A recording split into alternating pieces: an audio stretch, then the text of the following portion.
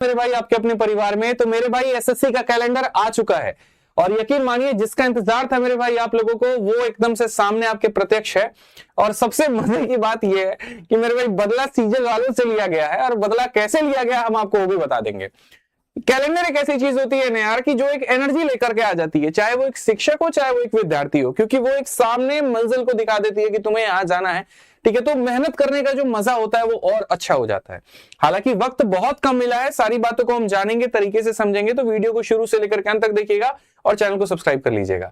तो एसएससी का 2026 का कैलेंडर आ चुका है मेरे भाई 26 और 27 में, जहां पर शुरुआत हुई है इन्होंने सबसे पहले जीएसए और एलडीसी के पेपर के साथ में किया हुआ है। ठीक है, जिसका एडवर्टीजमेंट यानी नोटिफिकेशन का डेट 16 मार्च को आएगा। 7 अप्रैल तक उसके फॉर्म भरने बंद हो जाएंगे और पेपर जो होगा वो मई के करीब में आपका होगा 2026 में। ऐसे ही अगर हम बात करें एसएसए यूडीसी वाला जो पेपर है 16 मार्च से 7 अप्रैल तक फॉर्म भरे जाएंगे, मई में आपका पेपर होगा। उसके बाद अगर हम बात करें तो ये सारे छोटे मोटे एग्जाम्स हैं। सबसे मेन जो आता है वो आता है आपका सीजीएल। और मैंने जैसे कहा कि इन्होंने बदला निकाला, बदला निकालने का मतलब ऐसा कि शुरू में जो पेपर रखा है वो सीजीएल वालों का ही रखा है।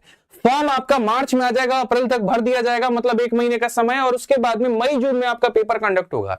मई जून का मतलब ये मान करके चलिए कि 15 मई के बाद में आपका पेपर होगा और उसके बाद जून के आपके 10-15 मई तक 10-15 जून तक आपका चलेगा, क्योंकि एसएससी के पेपर लगभग 30 दिनों तक चलते हैं।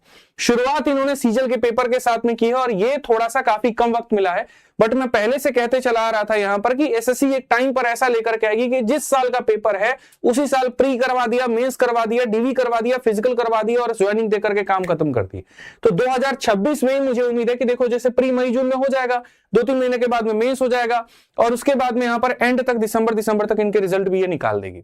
ठीक है, इस फास्ट मोड में एकदम बुलेट ट्रेन की स्पीड में है और बेहतर है। बस इतनी सी गुजारिश है कि काफी चीजें इन्होंने सही कर ली हैं, थोड़ी चीजें और जो है वो सही कर ले तो और मजा आ जाएगा। ऐसे ही अगर हम बात करें जेई का पेपर आपका जो है मार्च अप्रैल में नोटिफिकेशन आएगा और पेपर मई जून में होगा। सीजीएल के बाद में जो सबसे बड़ी नजर पड़ती है वो सीएचएसएल और फेज वाले पेपर पे पड़ती है, और अभी जो है फेज 6 से कारवा शुरू हुआ था, फेज 14 तक हम आ चुके हैं। जैसे मई जून में मेरे भाई आपका ये पेपर खत्म होगा ना, तो मई से लेकर के जुलाई तक आपका यहाँ पर ये भी पेपर होगा। थोड़ा सा डर इस बात का है कि कोई ऐसा कैंडिडेट ना हो जिसका पेपर क्लैश कर जाए। मई में ये भी चल रहा है और मई से लेकर के जुलाई तक ये भी चल रहा है। तो ये इन्होंने इतना पीरियड दिया हुआ है क्योंकि इसमें 3 भाग होते हैं फेज में, 10th level, 12th level, graduate level, और बहुत कम ऐसी संभावना है कि पेपर क्लैश करे। ठीक है, तो वो एसएससी खुद ही मुझे लगता है देख लेगी वहां। ठीक है, जैसे तुम जून में मेरे भाई फ्री हुए सीजीएल का पेपर दे करके सांस लेना बंद करो, जुलाई में फिर सीएचएसएल का पेपर आ गया सामने, देख लो मेरे भाई जुलाई से लेकर के सितंबर में, मतलब फॉर्म अप्रैल से लेकर मई तक भरने का होगा, जुलाई सितंबर में तुम्हारा पेपर हो जाएगा। फिर उसके बाद वहां से फ्री होते हैं तो फिर उसके बाद में यहाँ पर जो है तुम्हारा एमटीएस का पेपर आ जाता है, मल्टीटास्किंग टेक्निकल स्टाफ, यहाँ पर ये सितंबर नवंबर में तुम्हारा वो पेपर हो जाएगा। फिर दिल्ली पुलिस वालों का जो पेपर है वो अक्टूबर नवंबर में गया हुआ है।